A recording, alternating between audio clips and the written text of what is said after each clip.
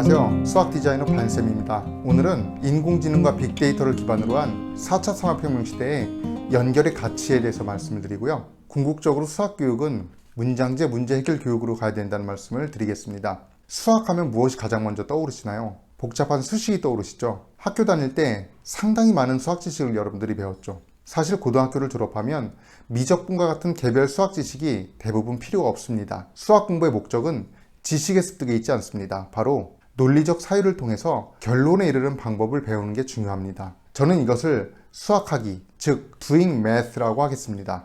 수학이 공학자, 과학자를 길러내는 데만 필요하다고 생각하시면 절대 안 됩니다. 각자의 분야에서 처한 문제를 해결하기 위해 논리적 사고 과정이 분명히 필요합니다. 그래서 모든 사람한테 수학 공부가 꼭 필요한 것이죠. 지식의 시대가 저물고 인공지능 시대가 왔다. 빅데이터 기술로 구글이 세상을 지배하고 있다. 이런 말을 흔하게 들어보셨을 겁니다. 틀린 말이 아닙니다. 4차 산업혁명, 인공지능, 빅데이터와 같은 용어들이 교육과 어떤 관련이 있는지 소개해 드리겠습니다. 4차 산업혁명은요, 우리를 둘러싸고 있는 진짜 세상, 리얼 월드하고요, 온라인 세상이 일치하는 세상을 말합니다. 바로 혁명이죠. 도로 정보를 스스로 찾아내서 가장 빠른 길을 알려줍니다. 택시가 어디쯤 와 있나 휴대폰이 바로 알려주죠. 온라인과 오프라인이 똑같습니다. 이런 4차 산업혁명의 기반이 되는 기술이 바로 인공지능입니다. 빠른 길을 찾아주는 내비게이션, 택시 위치를 알려주는 어플, 언어를 번역해주는 번역기, 이런 것들이 바로 인공지능입니다. 인공지능과 빅데이터가 우리 삶을 대체할 수도 있어요. 아마 미래에는요, 많은 직업들이 사라질 것입니다. 물론 인공지능에게 정보를 처리하는 방식은 인간이 넣어주어야 합니다. 그게 바로 우리에게 익숙한 단어인 코딩 알고리즘입니다. 이 알고리즘을 바탕으로 인공지능은 정보를 처리합니다. 그리고 처리하는 정보의 양이 많아질수록 패턴을 찾아서 인공지능도 스스로 학습을 한답니다. 최근 코로나 때문에 온라인 학습을 했었죠. 요즘 교육 분야에서 인공지능을 바탕으로 한 기계학습, 딥러닝 분야가 크게 관심을 받고 있는데요. 제가 수학학습을 예로 들어 딥러닝에 대해서 간단히 설명을 해드리겠습니다. 딥러닝은 한마디로요, 인공지능을 이용한 개인별 최적화 학습입니다. 인공지능에게 주입된 문제들이 많이 있습니다. 인공지능 스스로도 문제를 만들 수가 있어요. 문제 풀기 위한 개념들이 견고하게 연결이 되어 있습니다. 그리고 학생들이 여러 문제를 풀고 맞는지 틀리는지 인공지능이 구분을 합니다. 그리고 맞힌 문제에서 어떤 개념을 알고 있는지, 틀린 문제에서 어떤 개념을 모르는지를 정확하게 가려냅니다. 인공지능이기 때문에 가능한 겁니다. 그 다음 인공지능은요, 이 학생에게 취약한 개념이 무엇인지를 스스로 이끌어낼 수 있습니다. 특히 수준별로 학생에 맞게 제시를 해줄 수가 있습니다. 그러면 최종적으로 학생은 자기 수준에 맞는, 그리고 자기가 모르는 개념이 들어가 있는 문제를 계속 학습을 하는 거죠. 그런데 생각을 해보십시오. 이것은 수동적인 학습입니다. 수학 문제를 잘 풀 수는 있지만 문제를 스스로 만드는 능력, 그리고 능동적으로 내가 해결하는 능력을 근본적으로 가르쳐 주지는 못합니다. 4차 산업혁명 시대에 우리에게 필요한 것은요, 연결이라는 가치라고 제가 말씀을 드렸습니다. 우리의 뇌도요, 좌뇌와 우뇌를 다 써야 됩니다. 아직도 문과형 인간, 이과형 인간으로 나누고 있는 사람들이 많습니다. 이렇게 될 경우에는요, 우리 인간이 가진 잠재력의 절반은 생각을 하지 못하는 겁니다. 우리 아이들에게는요, 과학, 공학, 인문, 예술 감각이 모두 필요합니다. 이 모든 것을 길러줘야 됩니다. 스티브 잡스가 아이폰을 만든 건 인간에 대한 깊은 성찰 때문이라고 하죠. 정확하게 구분되어 있는 과목별로 공부해서는 이런 능력을 기를 수가 없습니다. 물론 우리 보고 스티브 잡스와 같은 전문적인 연구자가 되라는 것은 아닙니다. 휴대폰의 원리나 인공위성의 원리를 누가 알고 있을까요? 일부 사람을 제외하고는 아무도 모를 겁니다. 설명서에 휴대폰이나 인공위성이 작동하고 있는 방법을 쓸 수 있을까요? 제 생각엔 아마 쓸 수조차도 없을 겁니다. 그리고 써봤자 어떤 의미가 있을까요? 아무도 읽어보지 않습니다. 설명서를 읽고 어렵게 사용해야 하는 휴대폰을 누가 살까요? 아무도 사질 않습니다. 최근에 코로나 감염병 이 바이러스 연구에도 수학이 연결된다고 하죠. 전문 수학자가 돼서 미분 방정식을 알 필요가 없습니다. 그럼 어떻게 교육을 해야 될까요? 4차 산업혁명과 수학이 아주 밀접한 관련이 되어 있다는 것을 짐작하셨으리라 봅니다. 수학이 4차 산업혁명의 심장이 되었다. 21세기 산업은 수학이 좌우할 것이다. 영국 공학 및 자연과학연구위원회의 보고서 중에 있는 말입니다. 그런데 과연 우리가 여전히 하고 있는 주입식 교육으로 앞으로 미래 사회를 준비할 수 있을까요? 우리 학교에서는 4차 산업혁명 시대에 맞는 수학 교육이 이루어지고 있을까요? 기존의 많은 대학에서도요, 교육 방식을 바꾸고 있습니다. 지식 전달을 온라인으로 하고요, 오프라인에서 만나서는요, 문제 해결 프로젝트를 하고 있습니다. 기업에서 실제 문제를 가져와서요, 프로젝트를 통해서 새로운 지식을 만들어내는 겁니다. 이 과정에서 필요한 개별 지식은 온라인에서 공부를 합니다.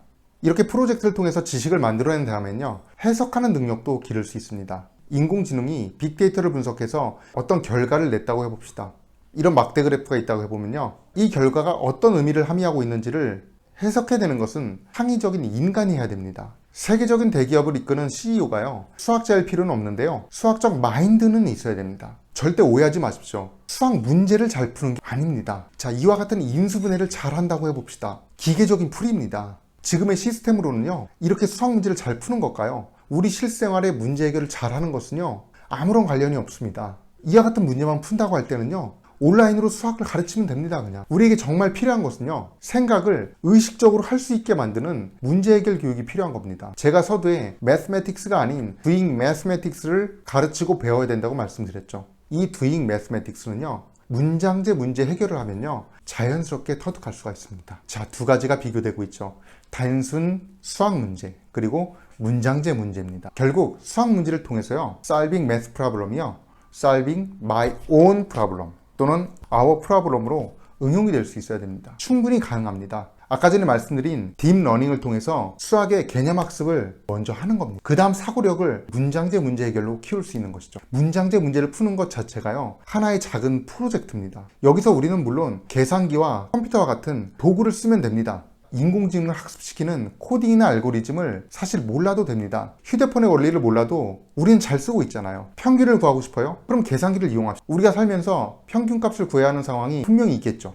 도구를 써서 결과를 도출하고, 그리고 이 결과가 어떤 의미가 있는지 해석하는 방법을 배우는 겁니다. 이것이 바로 진정한 문제 해결 교육입니다. 우리 학교에서요, 당장 이용할 수 있어요. 한 반에 30명이 있죠. 아마 한국에 있는 대부분의 학교는 다음과 같이 수업을 할 겁니다.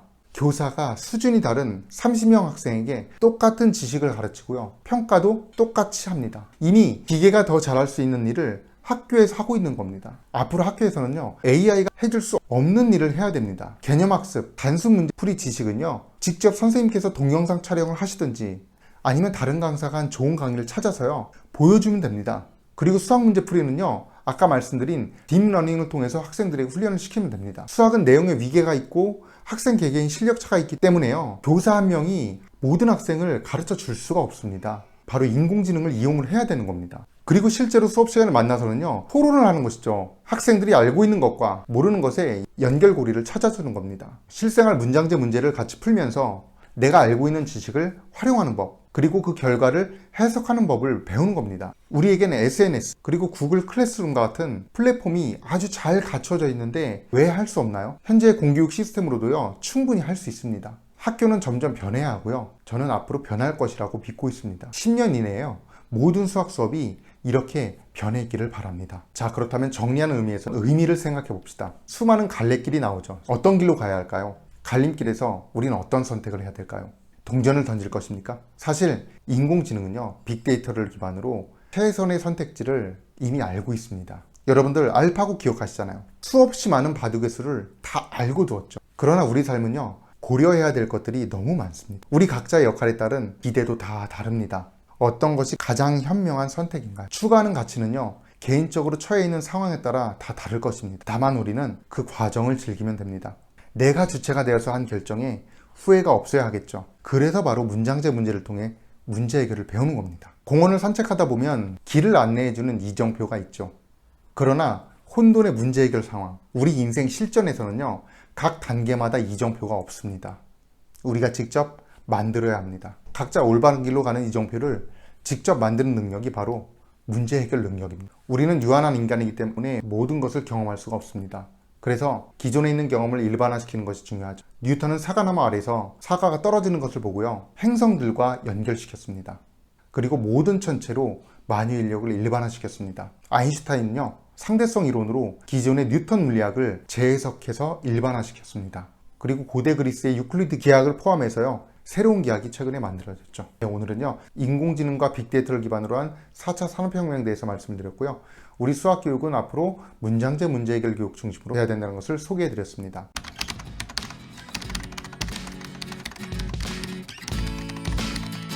앞으로 영상에서는요, 문장제 문제를 구체적으로 가져와서요, 그것을 풀면서 우리의 생각을 어떤 식으로 연결해야 되는지를 제작해 보도록 하겠습니다. 영상을 시청해주셔서 감사합니다.